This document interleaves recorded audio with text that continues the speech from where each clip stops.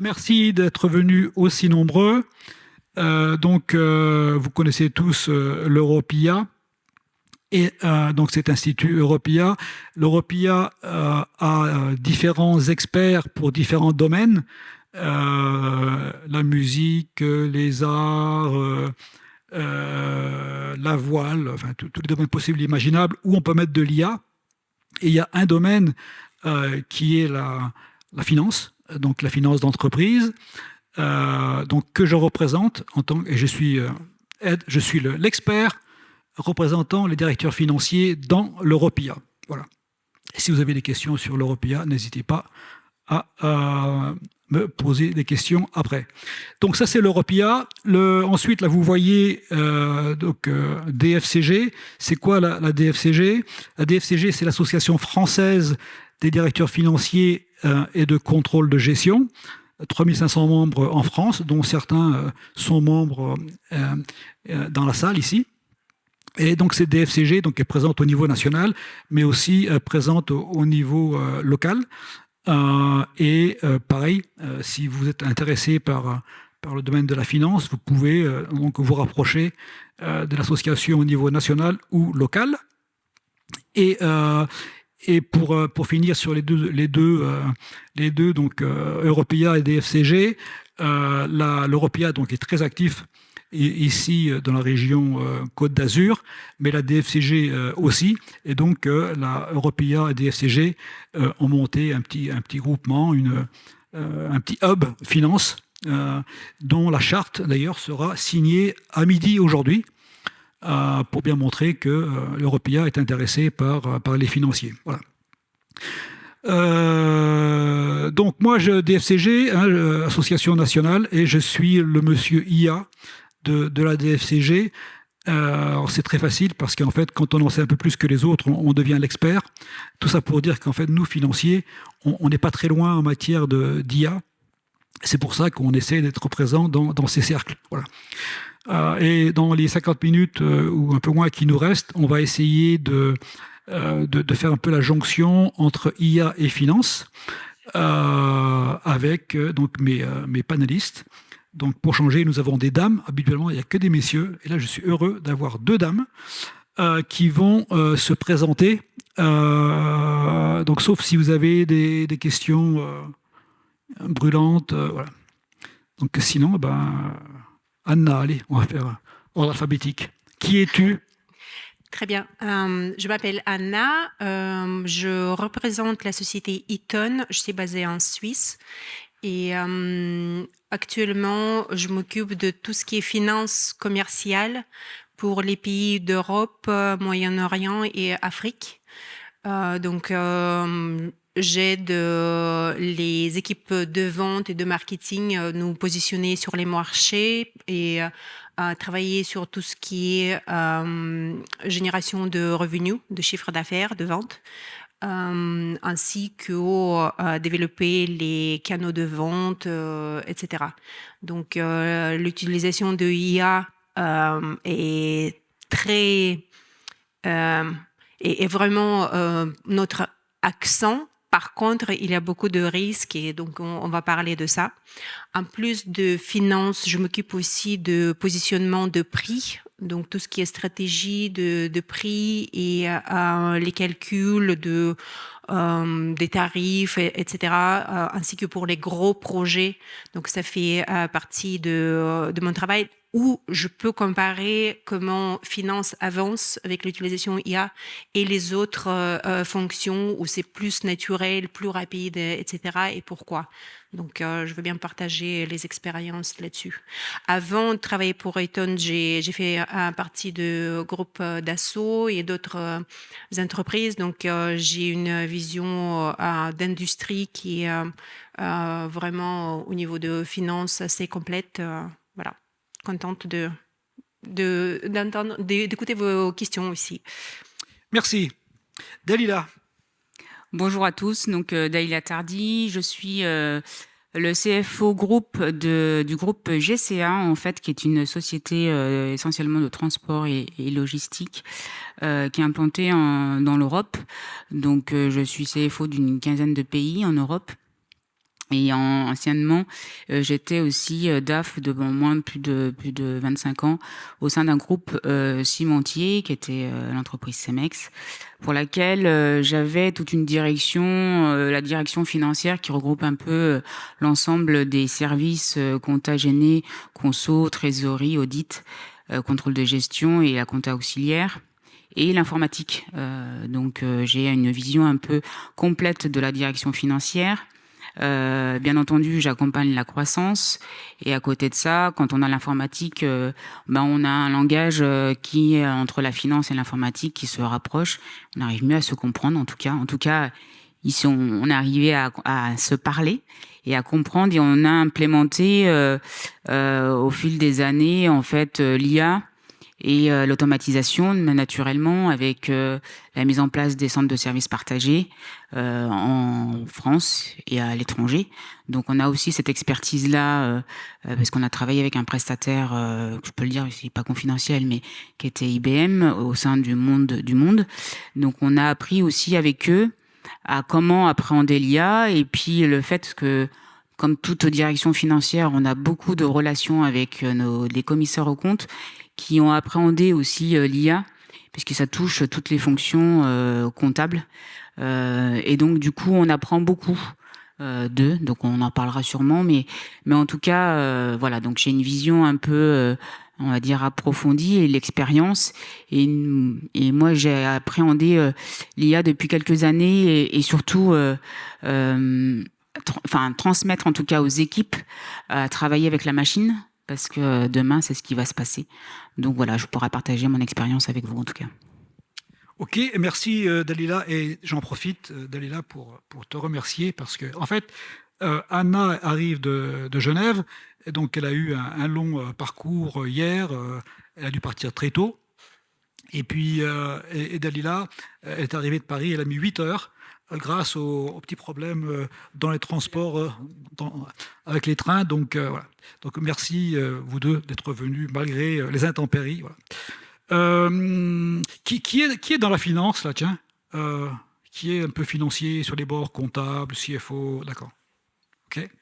Parce qu'en fait, on m'a posé la question, ça veut dire quoi, CFO donc CFO, c'est la même chose que DAF, Chief Financial Officer, donc comme ça, voilà. Alors, on va démarrer par peut-être quelques questions, parce qu'en fait, on a dit IA, mais IA, ça recouvre beaucoup de choses. l'IA, ça sert à quoi en fait? C'est censé être utilisé pour faciliter nos fonctions, être plus efficace, plus productif, pour automatiser. Et bon, l'IA, c'est à la mode, donc l'IA générative maintenant, les agents, mais il n'y a pas que ça. Hein, au début, il y a peut-être 15 ans, quand on a voulu vraiment automatiser, eh bien, on a vu, il y avait déjà Excel, hein, parce que Excel, c'est toujours l'outil, le premier outil utilisé par les financiers. Mais il y a une quinzaine d'années, on a vu arriver ce qu'on a appelé la RPA, Robotic Process Automation, qui consistait à simuler, à coder ce qu'on faisait physiquement sur un clavier d'écran. Quand on est prendre de la donnée d'un écran vers un autre, et le mettre dans un autre écran ou dans une autre application. Et c'est comme ça qu'on a démarré la RPA, Robotic Process Automation, pour automatiser donc des tâches qui correspondaient en fait à du travail sur clavier. Et puis petit à petit, on a évolué vers l'IA prédictive, agentique, etc. Mais on va peut-être en parler. Alors justement, par rapport à ces différents outils, je vais peut-être demander à ces dames quels sont les outils que vous avez utilisés historiquement et quels sont ceux que vous utilisez, donc depuis Excel jusqu'aux agents. Comme ça nous permettra peut-être aussi de faire une petite description de ces outils. Allez, Anna, encore une fois. Donc, je pense que dans le plus classique, ce que tu décris comme automatisation, on utilise forcément depuis plusieurs années déjà le codage des factures fournisseurs et compagnie pour tout ce qui est facture ou cash application, donc côté comptabilité client. Donc ça, c'est... Je peux dire c'est ancré, ça fait partie des process, c'est assez stable, même s'il y a encore des petites problématiques qu'on arrive à résoudre. Ensuite, ça a évolué chez nous vers les modèles de calcul des prévisions, surtout pour les ventes ou le cash dans les entreprises. Et là, on a quand même pas mal de questions en tant que financier, puisque le résultat de ces calculs n'est pas toujours transparent au niveau des propositions, au niveau des éléments de base qui sont pris en compte pour faire ces calculs. Et donc là, je pense qu'on va approfondir un petit peu sur ce sujet. Et dernièrement, le nouveau aspect qui est apparu avec l'avancement très rapide, c'est tout ce qui est agentique. Donc, c'est l'assistant, on va dire, de tous les jours. Donc là, les équipes commencent à vraiment prendre la main. Nous, dans l'entreprise, on travaille avec Copilot, avec Microsoft, pour les aider dans le quotidien, en finance aussi. Pareil, il y a, ça aide pas mal, mais il y a de la réticence, il y a un petit peu de crainte aussi de la part des collaborateurs à ce que ça va amener. Donc, oui, mais ça, c'est en gros l'évolution. Alors, avant de passer la parole à Dalila, là, mine de rien, Anna a survolé 15 ans d'évolution des outils. Non, mais... Et en fait, elle a parlé de codage de factures. On a appelé ça, il y a 15 ans, il y a 20 ans, l'OCR, hein, Optical Character Recognition. Après, c'est devenu plus intelligent, c'est devenu ICR, Intelligent Character Recognition. Et plus récemment, on a appelé ça IDP, Intelligent Document Processing. Ça veut dire qu'on met derrière ces outils d'OCR, hein, qui sont bêtes et méchants, on met des outils un peu cognitifs d'IA qui vont aller lire les factures, mais reconnaître les images dans les factures, etc. Et là, on commence à utiliser des outils justement d'IA générative, parce que l'IA générative permet de faire du sens d'images, de textes, de PDF, voilà. Et entre les deux, entre l'OCR et l'IA générative, et maintenant les agents, elle a parlé d'outils un peu boîte noire basés sur les algorithmes. Donc les outils algorithmiques plutôt basés sur les probabilités, plutôt mathématiques. Ouais. Et donc qui était, comme c'est mathématique, on peut plus ou moins faire confiance dans ces outils algorithmiques parce qu'on peut les auditer. En revanche, avec l'IA générative, ça devient des boîtes noires et on ne sait plus trop ce qui sort. D'autant que, et ça on en reparlera, nos données ne sont pas toujours très bonnes. Donc nous, financiers, on a tendance à ne pas vraiment faire confiance dans ce qui sort de ces outils, boîte noire, typiquement donc l'IA générative. Donc voilà, j'espère que je n'ai pas été trop vite dans mon résumé. Dalila.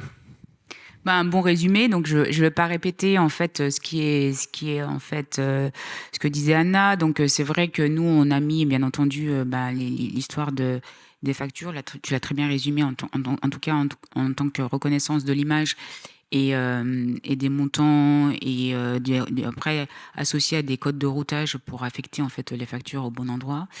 Il y a la partie cash et il y a la partie prédictive, notamment sur la partie budgétaire. Après, nous, on a été un peu plus loin. On a mis en place en fait des outils, notamment que vous pouvez connaître, notamment sur les notes de frais. Donc, au niveau achat, on va un peu plus loin sur les achats et la reconnaissance en fait l'enregistrement automatique des notes de frais. Donc il y a Workday, il y a SAP Concur, etc. qui sont intervenus et qu'on a mis en place. Après il y a aussi en fait les agents IA qui nous aident notamment à aller chercher en fait au sein des process internes des procédures pour répondre de manière automatique en fait aux utilisateurs, chose qu'on faisait par l'intermédiaire des centres de services partagés. Donc là, on a repris en fait des tâches transactionnelles, on va dire, qu'on a transmis en fait à des prestataires externes et on l'a internalisé par de l'IA. Et on réfléchit fortement, en tout cas, pour nos fonctions compta, à tout ce qui est un peu répétitif, notamment des rapprochements bancaires et également des écritures automatiques. Donc voilà, c'est des choses qui arrivent fortement. On réfléchit, on l'a pas tout mis en place, mais en tout cas, on a réfléchi fortement pour pousser en tout cas la fonction comptable à plutôt analyser la donnée et être plutôt proactive et alerte en tout cas au business que de faire des choses un peu répétitives. Voilà. Merci. Si vous avez des questions, n'hésitez pas. On est là pour échanger. Alors, par rapport à ce qui a été dit, donc Dalila par exemple a parlé de notes de frais, Concur, et ce qui évoque certains commentaires, c'est que actuellement tout le monde parle de DIA, c'est à la mode et tout le monde veut en faire. Mais en fait, nous financiers, on regarde quels sont vraiment les outils disponibles et on peut faire beaucoup de choses avec Excel. On peut faire beaucoup de choses avec des outils du marché, ce qu'on appelle best of breed. Et par exemple, notes de frais, par exemple, puisqu'on a tous des notes de frais dans nos sociétés, eh bien, certains réinventent la roue avec des outils basés sur l'IA, mais il y a aussi des outils sur étagère comme Concur, mais il y en a d'autres, on n'est pas en train de faire la pub pour Concur, mais il y en a d'autres qui sont déjà préprogrammés et on n'a pas besoin de sauter sur la mode, sur les effets de mode. Et donc, on peut très bien aller prendre des outils préexistants et encore une fois, qu'on appelle best of breed. C'est le cas donc pour les notes de frais. C'est le cas pour aller faire des analyses de comptes, des réconciliations. Donc, il y a des outils qui existent. Donc, attention à ne pas sauter trop vite sur donc ces outils-là. Je voudrais ajouter sur les outils, si tu permets. Je t'en prie. Pour nous, en direction financière, ce qui est important, c'est aussi la cohérence entre les outils et toutes sortes d'interfaces. Parce que à une époque, et je pense que ça arrive à toutes sortes d'entreprises, on arrive à un moment de saturation de nombre d'outillages, de logiciels qu'on peut avoir, et on commence à optimiser ça. Pour avoir ce qu'on recherche, c'est one source of truth. Donc, c'est vraiment la source on appelle ça aussi le standard d'or des données pour les financiers, quelque chose en quoi on peut avoir vraiment confiance et sur lequel on peut construire toutes les finances d'entreprise. Donc, ça fait partie pourquoi dernièrement, je vois ce ralentissement d'acquisition des nouveaux outillages. Oui, alors donc justement sur ce point-là, peut-être qu'on peut passer 2 minutes là-dessus. Toutes nos sociétés ont des ERP. Et la question qui se pose actuellement, c'est j'ai mon ERP depuis 5 ans, 10 ans, 15 ans, SAP, Oracle, etc., ou Sage. Quid de l'IA, parce que je veux faire de l'IA, mais j'ai mon ERP, voilà. Donc, est-ce que tu en as un peu parlé, est-ce que dans ce que tu as vu, comment vous faites le choix entre rien faire, entre un ERP, entre de l'IA, les deux, est-ce que voilà. Oui, alors du coup, en fait, déjà, une des problématiques dans la direction financière, c'est la sécurisation de la donnée. Donc, c'est vrai qu'on est un peu réticent à mettre de l'IA parce qu'en fait, on ne sait pas où ça part. Il y a des middleware, en fait, c'est des zones tampons, etc. Donc, nous, on a choisi de pas spécialement être attaché à un seul ERP. Parce que pour des raisons aussi de sécurité, donc on a choisi 2 ERP parce qu'on a une multitude de filiales. Et ces ERP, en fait, on met en fait au milieu de tout ça un middleware qui va transformer. Enfin, un middleware, c'est juste une zone tampon en fait, qui va venir réceptionner l'ensemble des données sortantes des ERP où on a notre logiciel de compta, les flux de facturation, etc. Et en fait, il va transcrire la donnée. Alors, pourquoi on a choisi 2 ERP et associé aussi à l'IA? Parce que, comme vous l'avez sûrement entendu, on est bientôt assujetti à la DEMAT, à la facturation électronique, en fait, en septembre 2026 et septembre 2027, suivant la taille de l'entreprise. Et donc, du coup, on réfléchit beaucoup à ces flux-là et comment associer l'ERP à l'intelligence artificielle avec nos outils maison et également les connaissances, et comme je rejoins Anna, à éviter d'avoir aussi plein de satellites autour qui parlent avec tout ce petit monde, parce que en fait on a une perdition des flux. Donc nous, ce qui nous pour laquelle on attache beaucoup d'importance, c'est les process, c'est bien s'assurer que les données de base sont bien propres. Ça c'est important, parce qu'après c'est compliqué de la transcription. Et une fois qu'on a ça, c'est associer l'IA simplement sur des tâches qui sont répétitives et pour laquelle il y a une source d'erreur, de fraude, et aussi de risque de pallier au risque en fait de piratage. C'est compliqué parce qu'on a la RGPD que vous connaissez tous sur la sécurisation des données, et donc il faut associer tout ça. Donc on associe pas simplement la DSI et la finance, mais également en fait l'audit, et également en fait le juridique et la sécurisation de la donnée.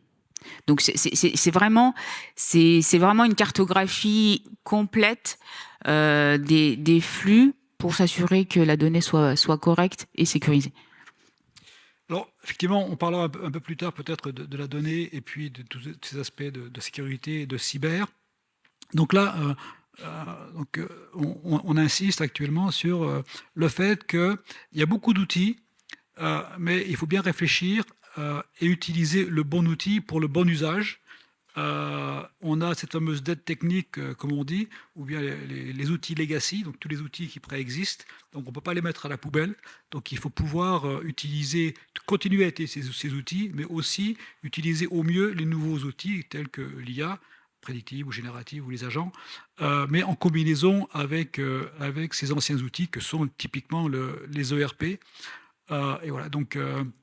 alors c'est bien quand on démarre, quand on est une start-up, qu'on démarre de zéro, on peut démarrer avec des outils IA, mais quand on est une banque par exemple ou une assurance, on ne peut pas mettre à la poubelle les ERP. Alors, on l'a évoqué, on a parlé data, on a parlé process. Peut-être que avant de mettre en place tous ces outils, quels sont les prérequis finalement pour réussir et faire en sorte que ce qu'on met en place va sortir des résultats fiables. Donc, quels sont, tu en as un peu parlé, donc la donnée, peut-être que tu peux rajouter autre chose. Quels sont les prérequis, ces messieurs, dames là, qui veulent mettre en place de l'IA, qu'est-ce qu'ils doivent faire avant vraiment de s'y mettre et d'investir parfois des millions pour rien? Je vais parler de la nouvelle génération pour la création des modèles. Donc les données, c'est une partie. Nous, ce qu'on a vu comme une problématique qui a pris beaucoup d'efforts d'entreprise, c'est aussi les définitions. Comme dans la création des outils de pilotage, je vais prendre l'exemple de prévisionnel pour les ventes. Encore une fois, il y a plusieurs départements d'entreprise qui participent. On découvre des choses assez étonnantes assez tard dans le process, que même les définitions de ce qu'on considère comme vente n'est pas la même pour tous les départements. Le département de logistique, le département de finances, le département de vente eux-mêmes parlent des choses différentes. Et donc, en plus de sécuriser les données de base, on était obligé de faire une pause qui a pris quand même plusieurs mois parce qu'on parle de beaucoup de collaborateurs qui devaient être consultés pour vraiment faire le nettoyage sur ce genre de définition. Et ensuite, donc ça c'est une partie. Ensuite, une autre partie aussi, comme ce développement se passe à travers de plusieurs fonctions dans l'entreprise, les finances n'est pas forcément consultées au tout début. Et donc la sécurisation des algorithmes ou la transparence des calculs n'est pas mise en avant comme nous, on a besoin pour la gestion des risques de fraude, etc. Donc ça, on retrouve aussi comme erreur par la suite parce que du coup, nous sommes obligés de dire stop, il faut qu'on arrive à déchiffrer tout ce que vous avez créé. Maintenant, on travaille ensemble. Et donc ça, c'est l'apprentissage qui se passe pendant les implémentations. On apprend sur les erreurs. Si on peut apprendre sur les erreurs des autres, ce sera bien mieux. Mais voilà, donc quelques exemples concrets. Ouais. Que les prérequis pour réussir, est-ce que d'autres idées? Je pense qu'on a tout dit là. C'est vraiment en fait avoir une définition claire des processus. Donc qui fait quoi et comment. Parce que derrière, si on veut donner en fait des instructions à la machine, il faut que ça soit bien compris en amont. Et comme on contrôle a posteriori après ce que la machine propose, il faut aussi comprendre comment la machine fonctionne. Et donc ça, c'est vraiment des prérequis avec des points, comme tu le disais, des points d'audit, enfin des points de contrôle. Et ces contrôles-là, c'est vraiment dangereux de pas les comprendre parce qu'en fait, la machine peut reproduire des erreurs parce qu'on lui dit de pas faire ces points de contrôle. Donc oui, c'est vraiment des points d'attention. Oui. Alors, merci. Alors si je peux rajouter effectivement avant même de mettre en place des outils, on a parlé des données, les processus. Quand on dit processus, c'est la façon dont nous travaillons dans nos entreprises. Mais c'est pas uniquement à la finance, c'est aussi aux ventes, c'est aussi aux achats. Et ce qu'on voit maintenant, c'est qu'on essaye de faire en sorte que nos process soient des processus de bout en bout. Donc on parle de purchase to pay, on parle de record to report, les processus de clôture, d'achat, de vente qui intègrent l'ensemble de l'entreprise et donc pas uniquement les financiers, mais aussi donc les achats, les vendeurs, l'administration des ventes. Et donc il faut faire en sorte que ces processus soient décrits de bout en bout et ensuite on peut les automatiser et mettre derrière des outils. Et c'est là où on se rend compte que finalement, on connaît mal nos processus. Et parfois, on se dit, bah, tiens, pourquoi on fait ça depuis 15 ans? Et donc, bah, on arrête de faire ce processus et personne n'a à redire. Et parfois, il vaut mieux simplifier la façon dont on travaille plutôt que d'essayer d'automatiser des choses qui, finalement, et de sortir des rapports, par exemple, qui servent à rien. Donc, l'automatisation et le bienfait aussi de revoir ces processus, ça nous permet ensuite d'automatiser et de pouvoir vérifier que l'algorithme, l'outil IA qu'on met en place correspond bien au processus.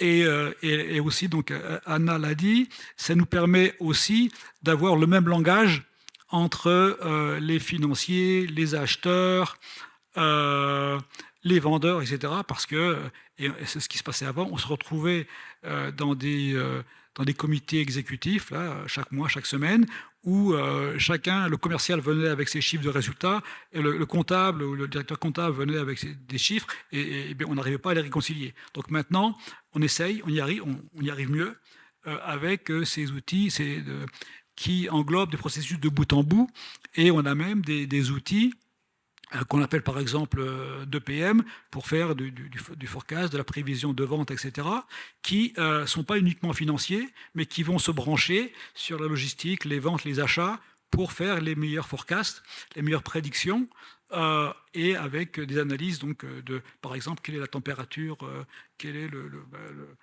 la météo, eh bien, grâce à la météo, grâce à des outils qui prennent en compte tout ça, eh bien, on peut faire des forecasts en intégrant tout l'écosystème. Donc voilà. Je voudrais ajouter ici aussi, en fait, ce que tu dis, c'est, est-ce que moi j'ai eu comme expérience aussi, quand on parle d'IA, on pense que rapidement, ça sera plus facile, je peux déléguer les tâches et ça sera fait.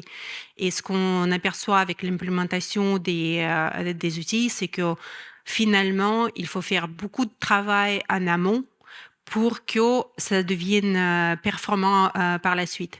Et ça, c'est quelque chose que beaucoup d'équipes sous-estiment encore en pensant que l'IA va tout faire. Mais non, il faut écrire vraiment très clairement ce qu'on veut et le plus de clarté on apporte au début, le meilleur résultat on reçoit à la fin.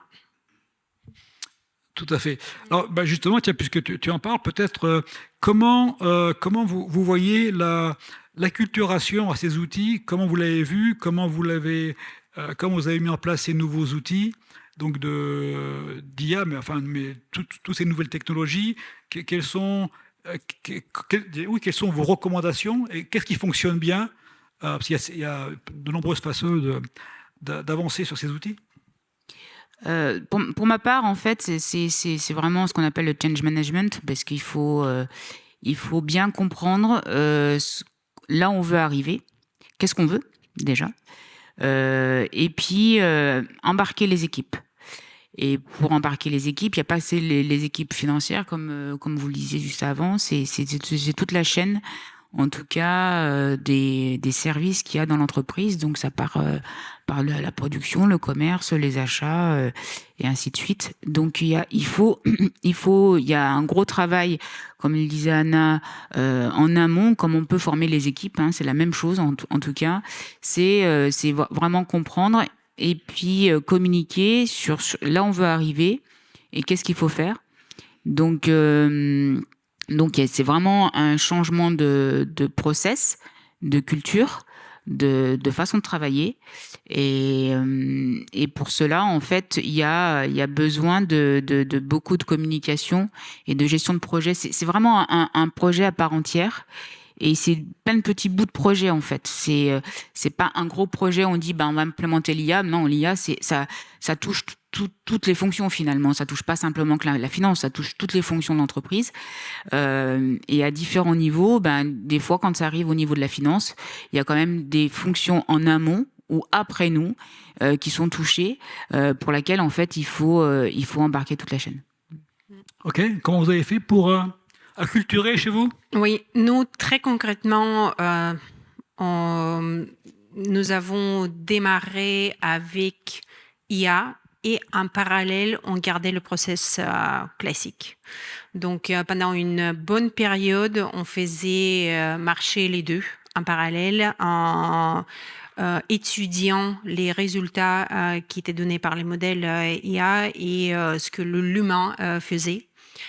Donc, corriger les algorithmes, corriger les données de base, etc.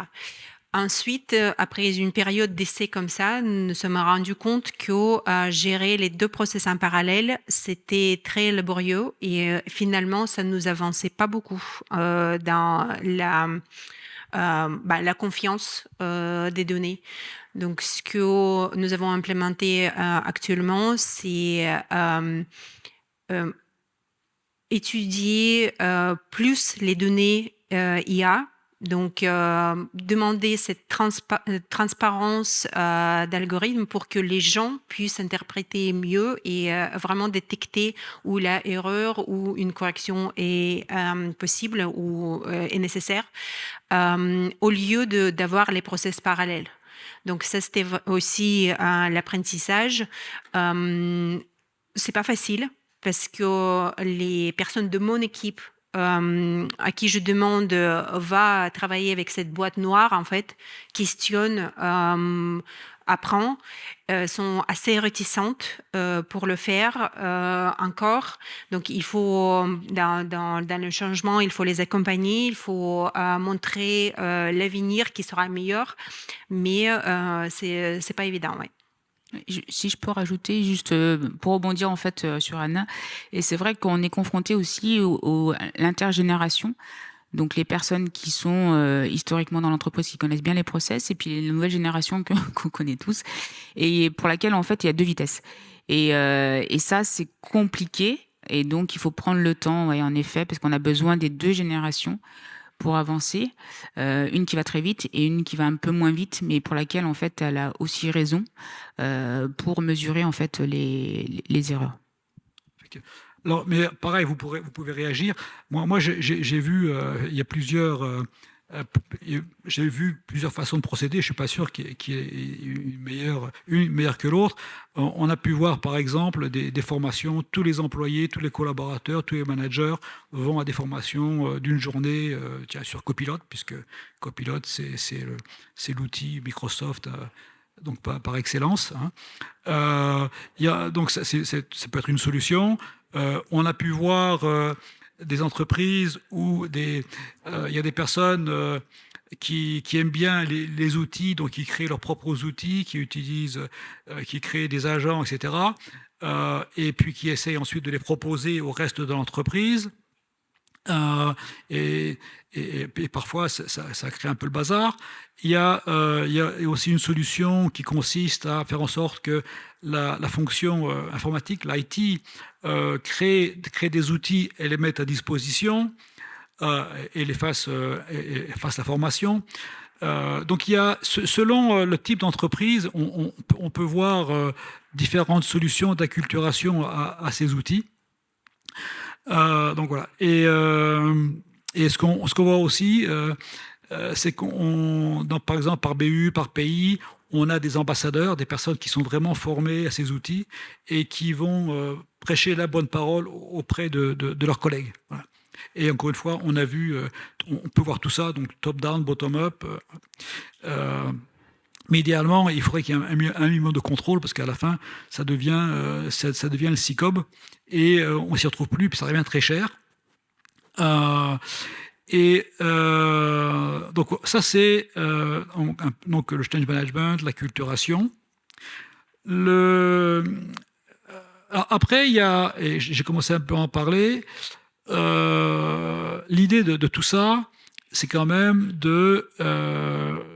d'être plus efficace, plus productif, éventuellement de gagner de l'argent. Alors, quel est en matière de ROI, qu'est-ce que vous voyez marcher ou pas marcher? Est-ce qu'il y a vraiment du ROI quand on met en place tous ces outils? ROI, c'est donc retour sur investissement, hein, pour ceux qui n'ont pas suivi. C'est une question qui reste avec une réponse assez vague. En tant que financière, je pose cette question à chaque fois quand on vient me voir pour l'implémentation, avec un sourire parce que les fonctions en face sont prêts à promettre tous les bonheurs du monde. Donc, si on parle juste de l'implémentation IA dans l'entreprise, il y a les endroits où on voit vraiment le retour. Et là, je prends l'exemple de ma deuxième casquette de pricing, où on peut vraiment aller avec l'IA assez loin pour se positionner, même dans l'industrie, à être très flexible, très au point de marcher sur les prix tarifaires, etc. Vraiment arrêter la perte de marge. Donc là, c'est prouvé, c'est beaucoup plus factuel, on va dire. Mais il y a d'autres endroits, y compris pour finance, où c'est encore assez souvent qu'on trouve le retour sur investissement vraiment en réduisant les ressources internes pour faire certaines tâches. Et c'est comme ça que c'est calculé même aujourd'hui. Donc, c'est pas le chemin de valeur ajoutée qu'on peut quantifier assez facilement. tout au monde dans mes exemples. Donc, si Dalila, moi, de mon côté, en fait, il y a deux volets. C'est vrai que c'est compliqué d'avoir un retour sur investissement. C'est quand même assez nouveau et on n'a pas de retour encore d'expérience vraiment approfondie sur un process depuis un certain temps. Là où je trouve qu'il y a un retour sur investissement, c'est sur la qualité de travail. Parce que du coup, en fait, on arrive, si on prend le sujet avec l'accompagnement des équipes, la formation, le changement de métier, donc il n'y a pas spécialement de réduction en termes d'effectifs, proprement dit. Je parle sur des sujets qui sont un peu plus techniques, compta, plus compliqués.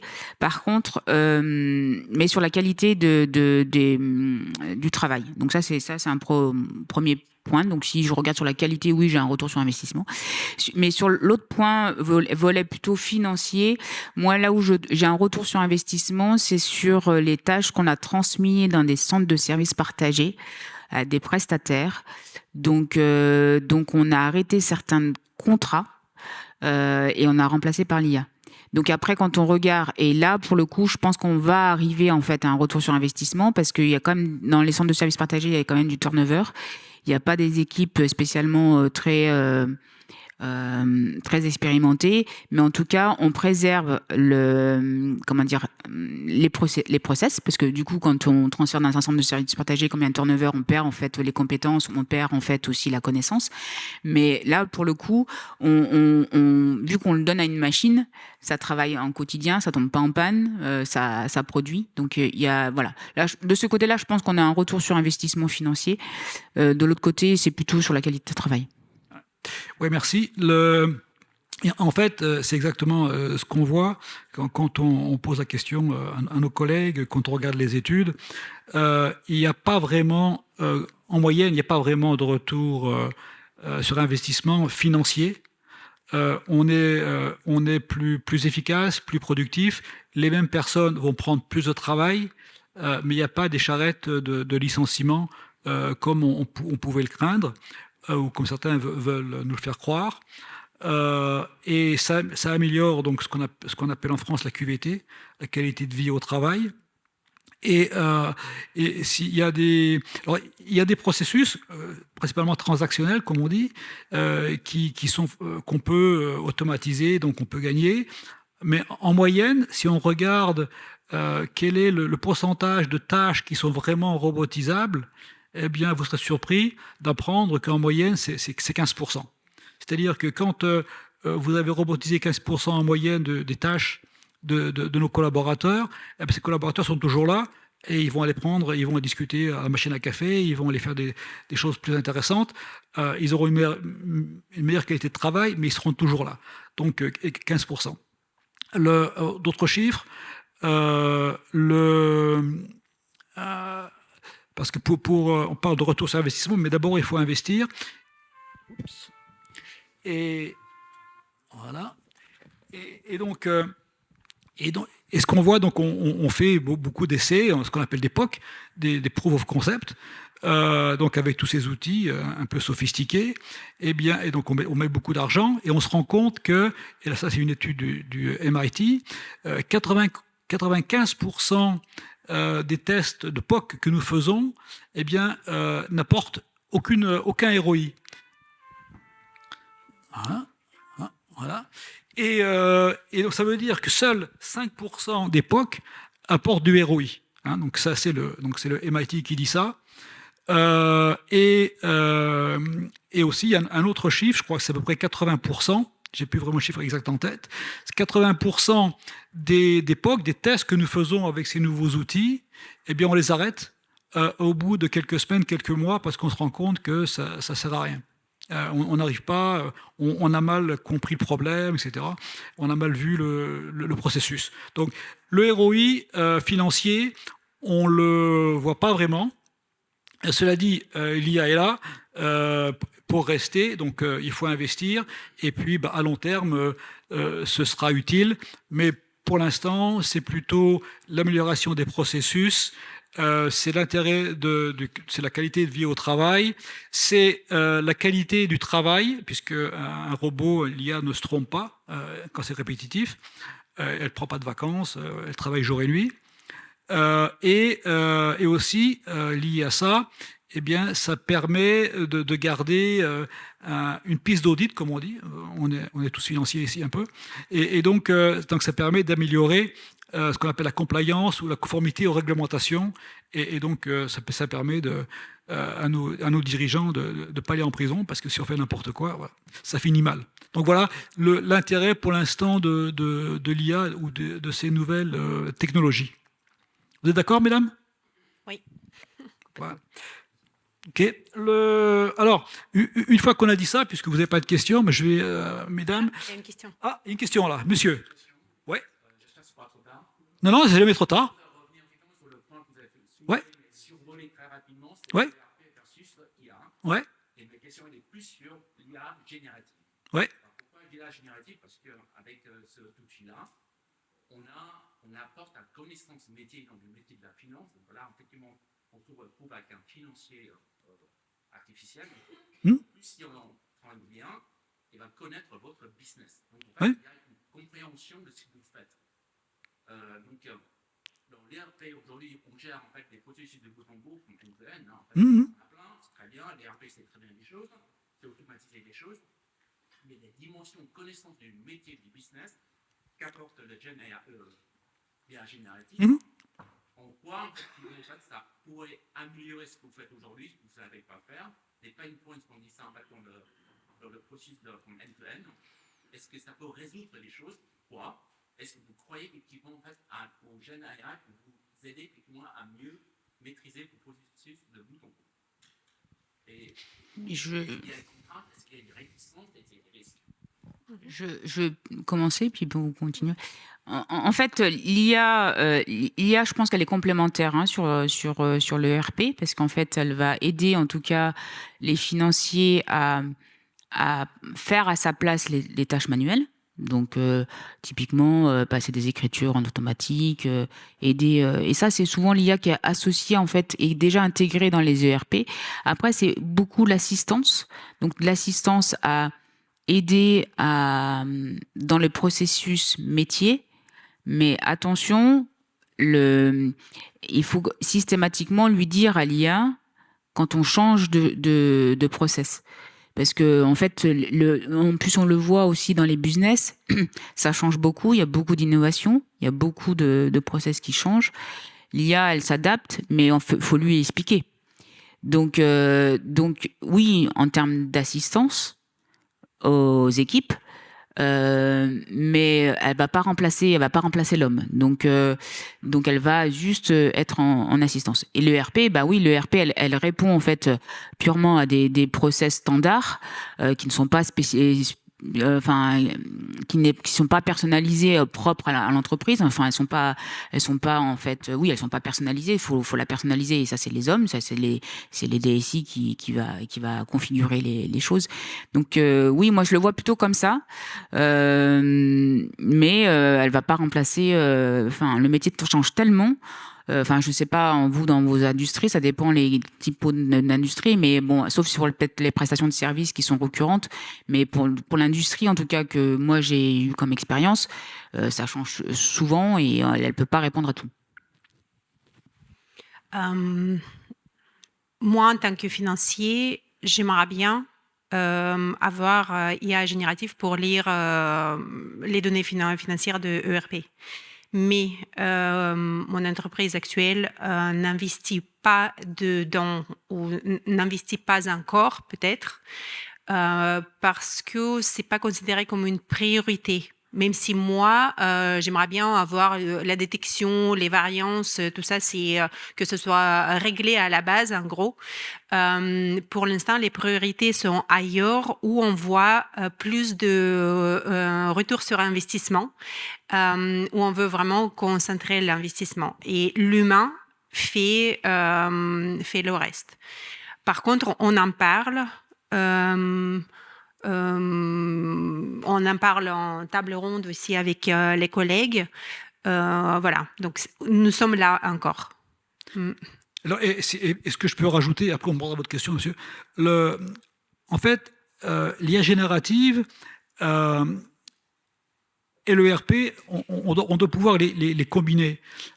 Si l'IA générative, c'est par exemple ChatGPT, on questionne ChatGPT n'importe comment, ça va sortir peut-être n'importe quoi en matière de finance. Hein. On appelle ça des hallucinations. En revanche, si on borde bien l'univers où qu'on va questionner, par exemple, donc les données qui sont dans l'ERP, avec l'IA générative, avec des outils du type chat, mais sur l'ERP, sur les données de l'ERP, eh bien, on peut lui faire dire à l'ERP, aux données de l'ERP, plein de choses qu'on n'avait pas vues, parce que l'ERP, en fait, il est figé, il est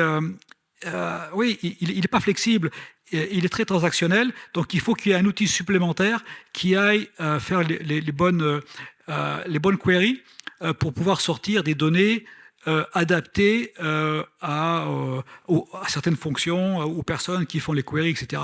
Donc l'IA générative bordée dans l'univers ERP, c'est très bien. L'IA générative toute seule, ça peut sortir un peu n'importe quoi. Je ne sais pas si j'ai... mais on pourra en parler plus tard, parce que le temps se termine. Monsieur, allez. Donc, vous avez dit qu'il faut faire un travail en amont important pour Ouais. arriver à ROI, parce que sinon on rend intelligent des processus qui sont inefficaces. Donc il y a un vrai travail là-dessus. Ça me fait rappeler un peu aussi tout ce qui s'est passé dans la qualité, où on faisait de la qualité pour la qualité. Puis il est venu systématiquement on dit on va réduire les coûts de non-qualité, donc il faut identifier des endroits de l'entreprise où on peut réduire les coûts de non-qualité.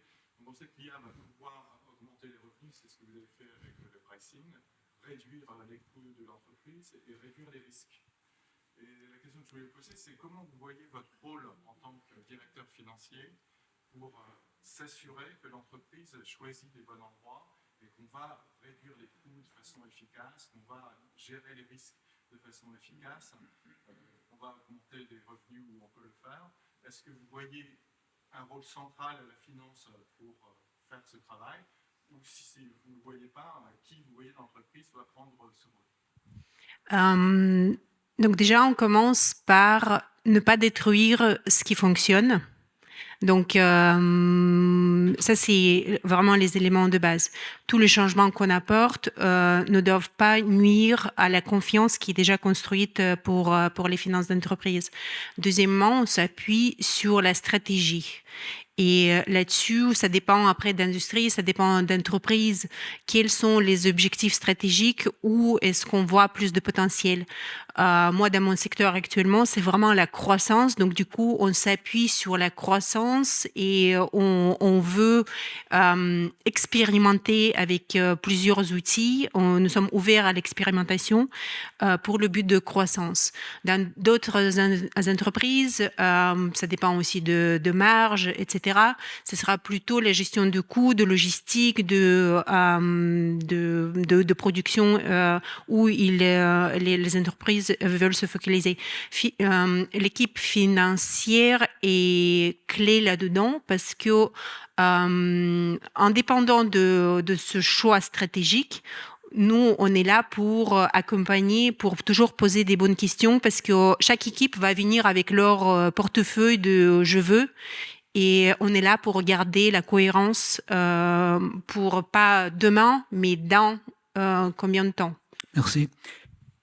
Dalila, donc là, on parle du nouveau profil du directeur financier. Donc, pour être un bon directeur financier, pour répondre à toutes les problématiques, comment le directeur financier doit se transformer voilà.